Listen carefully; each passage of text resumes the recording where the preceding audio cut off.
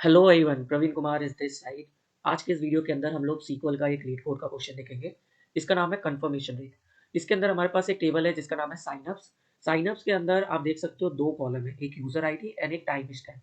और इनके अंदर जो डेटा रखा गया है, एक में इंटीजर है एंड एक में डेट टाइम है। तो दो वैल्यूज यहाँ पर, दो कॉलम्स हैं और उनके अंदर दो तरीके की वैल्यूज रखी गई है। यूजर आईडी जो है वो प्राइमरी की है, मतलब यूनिक वैल्यूज है इस पर्टिकुलर साइनअप टेबल के लिए। और हमारा जो रोज है वो किसी भी यूजर का लॉगिन टाइम, मतलब उन्होंने साइन इन कब किया था, साइन अप कब किया था, उसका टाइमिंग यहाँ पे शो कर रहा है। इसी तरीके से दूसरा हमारे पास कॉलम है कंफर्मेशन। इसके अंदर तीन कॉलम्स हैं, user ID, time stamp and action. User ID and time stamp जो है वो प्राइमरी की है, मतलब इनकी जो वैल्यूज है वो यूनिक है एंड नॉट नल वैल्यूज है। और जो यूजर आईडी है वो फॉरेन की है। आप फॉरेन की का मतलब क्या है कि यूजर आईडी के अंदर जो वैल्यूज ली गई है वो इनके रेफरेंस में लिया गया है, साइनअप्स के रेफरेंस में लिया गया है। एंड इनम यानी कि आप कह सकते हो इसके अंदर दो ही ऑप्शन है, एक कंफर्म्ड एंड एक टाइम आउट। तो जो कंफर्मेशन है इसके अंदर दो तरीके के आपके ऑप्शंस मिलेंगे, कंफर्म्ड एंड टाइम आउट। तो सबसे पहले हमारा जो इनपुट टेबल है, आप देख सकते हो यहाँ पे इनपुट टेबल है। इनपुट टेबल के अंदर हमारे पास यहाँ पर user ID and time stamp दिया हुआ है, जिसमें यूजर आईडी 3, 7, 2 एंड 6 दिया हुआ है। कंफर्मेशन के अंदर 3, 3, 7, 7 कई चीजें लिखी हुई है। इससे ये पता चल रहा है कि जो 3 यूजर आईडी वाला है उन्होंने एक इस टाइम पर लॉग इन किया जिस समय टाइम आउट हो गया, फिर 14 को लॉग इन किया, टाइम आउट हो गया। 17 को लॉग इन किया था, इस टाइम पे कंफर्म था, चल गया। फिर 13 को उनका भी कंफर्म आ गया, 7 और 14 में भी कंफर्म आ गया। 2 जो थे इन्होंने लॉग इन किया, कंफर्म आ गया, और एक बार लॉग इन किया, टाइम आउट आ गया। हमें आउटपुट में लेकर आना है कंफर्मेशन रेट। अब कंफर्मेशन रेट क्या होता है? कंफर्मेशन रेट का मतलब होता है कि आपका नंबर ऑफ कंफर्मेशंस, मतलब जितनी बार आपका कंफर्मेशन हुआ है उसका नंबर, और टोटल नंबर ऑफ रिक्वेस्ट। ये हमारा कहीं ना कहीं हमारा कंफर्मेशन रेट हो गया। यही चीज हमें इसमें क्या है, निकालनी है।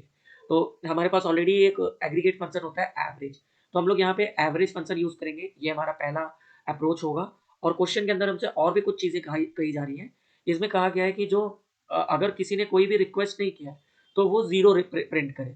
तो जैसे अगर मैं यहाँ पर टेबल में देखूँ, 3, 7, 2 एंड 6 है। आप देखो कंफर्मेशन में 6 का कोई भी यूजर आईडी नहीं है, मतलब 6 ने एक भी रिक्वेस्ट नहीं किया, तो इसका बाय डिफॉल्ट जीरो होना चाहिए। तो बाय डिफॉल्ट जीरो करने के लिए हमें इफ नल यूज करना होगा, या इफ कंडीशन आप यूज कर सकते हो। हम लोग इफ का यूज करके जीरो यहाँ पर प्रिंट करेंगे 6 के लिए।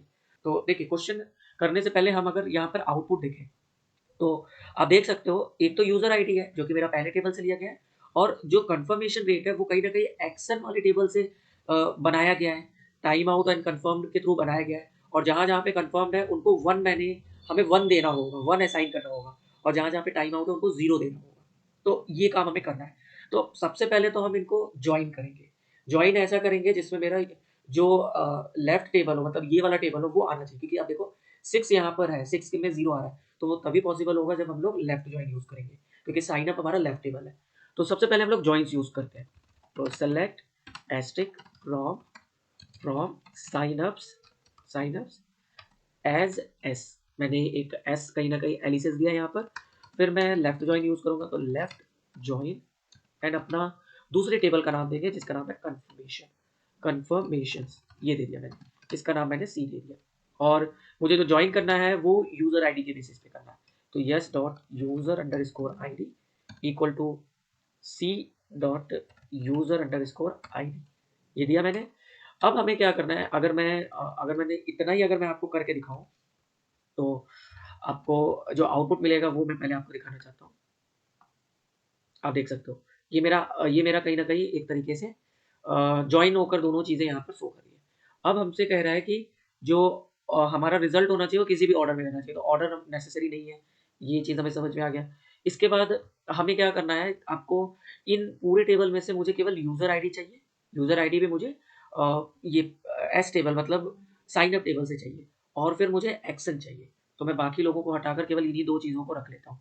एंड हाँ, इन्हीं दो चीज़ों को मैं रख लेता हूँ यहाँ पर। तो इसके लिए एस्टिक सिंबल की जगह पे मैं रखूंगा S dot user underscore I D comma C dot आप रखोगे एक्शन। सिंपल, ये काम किया मैंने। इसको मैं अगर रन करके दिखाऊं, इसको ही मैं रन करके दिखाऊं तो आप जो आउटपुट मिलेगा वो कुछ इस तरीके से मिलेगा। यूजर आईडी आ गया मेरे पास और एक्शंस आ गए मेरे पास। अब मुझे इन्हीं दोनों के अंदर वर्क करना है। क्या करना है? सबसे पहले आप देखो यहाँ पर यूजर आईडी जो है 3 कई बार नहीं है, 3 केवल एक बार है। 7 कई बार नहीं है, वो केवल एक बार है। ठीक है, और 2 जो है वो कई बार नहीं है, वो एक बार है। इसका मतलब मुझे क्या करना है? ग्रुप बाय करना है। तो यहाँ पर हम ग्रुप बाय करेंगे। तो ग्रुप बाय किसके बेसिस पर करेंगे? यूजर आईडी, और वो है यश टेबल में। तो Yash dot user underscore ID, ये क्या मैंने इसको मैं अगर रन करके दिखाऊं तो आप देखो ग्रुप बाय में आपका जो आउटपुट है वो कुछ इस तरीके से आ गया। अब मेरा ओवरऑल जो टेबल दिखना चाहिए वो बिल्कुल, यूजर आईडी में तो हमारे सारे काम हो गए। अब हमें एक्शन में वर्क करना है। एक्शन में क्या किया जाए? तो देखिए हमें एक ऐसा कंडीशन लगाना होगा जिससे जहां जहां पे कंफर्म्ड है, कंफर्म की जगह पे 1 हो जाए, और जहां जहां पे टाइम आउट है वहां वहां पे 0 हो जाए, और जहां पे नल है वो भी मेरा 0 हो जाए। तो ये काम मुझे करना है। तो इसके लिए हम क्या करेंगे? बेसिकली हम लोग इफ कंडीशन यूज करेंगे। तो सेलेक्ट के अंदर ही हम लोग इफ कंडीशन यूज करेंगे। तो इफ, और इसके अंदर मैंने दिया सी डॉट एक्शन, मुझे सी डॉट एक्शन में लगाना ये चीज। सी डॉट एक्शन के अंदर मेरी जो वैल्यू होनी चाहिए वो होना चाहिए कन्फर्म्ड। कन्फर्म्ड, कन्फर्म्ड, बिल्कुल इसी तरीके से लिखेंगे। और अगर ये चीज ट्रू होता है तो हमें 1 करना है, अगर ये चीज फॉल्स होता है तो हमें 0 करना है। ये चीज हमें पहला समझ में आ गया।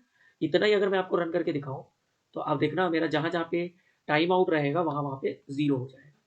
आप देख सकते हो जहां जहां पे टाइम आउट, और ग्रुप बाय मैंने लगाया हुआ है तो बाकी जगह पे भी लग गया। जो अगर इनके मल्टीपल्स वैल्यूज है तो जहां जहां पे भी कंफर्म्ड था वहां वहां पे मेरा कहीं ना कहीं 0 आ गया। मैं अभी के लिए ग्रुप बाय हटा देता हूँ, जिससे जब हम कैलकुलेशन करें तो हमें प्रॉपर समझ में आए। ये मैं यहाँ से हटा दिया,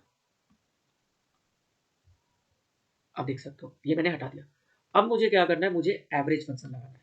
तो एवरेज जब मुझे लगाना है तो मैं यहाँ पे लिखूंगा एवीजी, सिंपल एवरेज। और एवरेज देने के बाद मैंने ये एवरेज दिया, मुझे इस पूरे मतलब सी डॉट एक्शन का एवरेज निकालना है। और इसको जब मैं एवरेज निकाल रहा हूँ तब मैं अगर मैं केवल आपको शो करके दिखाऊँ तो एवरेज तो निकल जाएगा बट ग्रुपिंग में नहीं रहेगी वैल्यूज। आप देख सकते हो मेरे एवरेज जो है टोटल निकल गया, मतलब सारी वैल्यूज का इसने एवरेज निकाल लिया। 0 को भी कंसीडर कर लिया, 1 को भी कंसीडर कर लिया, सबको कर लिया, बट मुझे सारे में नहीं निकालना, मुझे ग्रुप में निकालना है। तो मैं यहाँ पे लगाऊंगा ग्रुप बाय, जो मैंने अभी रिमूव किया था, group by Yash dot user underscore ID. अब अगर मैं रन करके दिखाऊं, मैं एक एक स्टेप इसलिए बता रहा हूँ आपको, एक एक लाइन का मतलब समझ में आ जाए कि क्यों ये चीजें मैं यूज कर रहा हूँ। तो अब अगर आप देखोगे तो 3 जो था, 3 की जगह पे 0 आ रहा है। क्यों 0 आ रहा है? क्योंकि दोनों ही रिक्वेस्ट टाइम आउट थे। तो 0 प्लस 0 हमारा 0 होगा, डिवाइडेड बाय 2, तो 0 ही आने वाला है, तो 0 हो गया। अगर मैं 7 का देखूँ, 7 ने 3 बार रिक्वेस्ट किया, और अगर आप देखो 3 बार इन्होंने रिक्वेस्ट किया और टोटल रिक्वेस्ट भी 3 थे, तो 3 डिवाइडेड बाय 3 तो 1 आ गया, 7 का 1 आ गया एवरेज। अगर मैं 2 का एवरेज देखूँ तो 2 में एक बार कंफर्म्ड है, एक बार टाइम आउट है, तो कंफर्म्ड को ही हम लोग ऊपर रखेंगे, तो 1 divided by confirmed plus time out, तो 2 हो गया 1/2 यानी कि 0.5। और 6 का रिक्वेस्ट ही नहीं है यहाँ पर, तो उसके लिए मैंने उस चीज को हैंडल करने के लिए मैंने इफ कंडीशन लगा दिया था। तो ये मेरा कहीं ना कहीं पूरी तरीके से हो चुका है। अब हमें राउंड ऑफ करना होगा। राउंड ऑफ हमें करना है जिससे कि हमारे जो वैल्यूज हैं वो प्रॉपर 2 डेसिमल में है। तो मैं यहाँ पे राउंड फंक्शन, इसी एवरेज का मुझे राउंड फंक्शन करना है, और यहाँ पे कॉमा देके मुझे 2 डेसिमल चाहिए, तो मैंने 2 डेसिमल किया।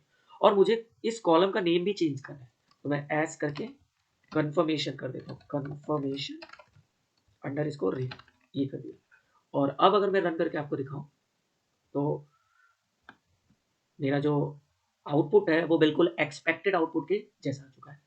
सो एक बार मैं दोबारा से इस चीज को आपको समझाना चाहूंगा। मैंने 3 चीजें यूज की, सी डॉट एक्शन जिसमें मैंने इफ कंडीशन लगाया।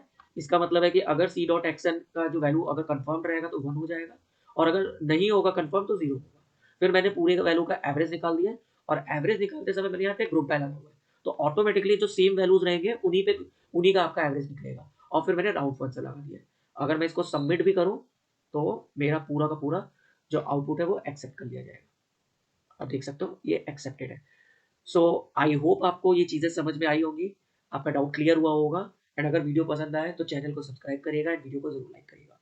मिलते हैं अगले वीडियो में किसी नए टॉपिक पर। Thank you all of you.